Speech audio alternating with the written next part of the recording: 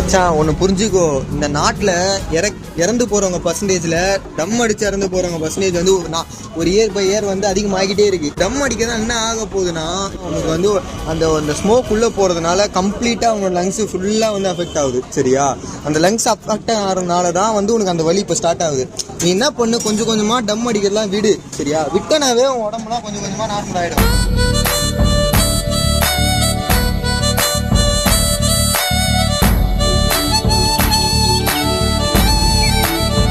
பாரு, இதான் சர்வே.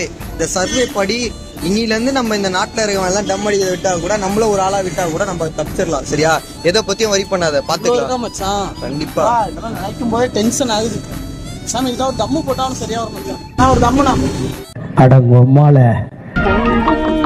புகையிலே சொர்க்கம் மதியிலே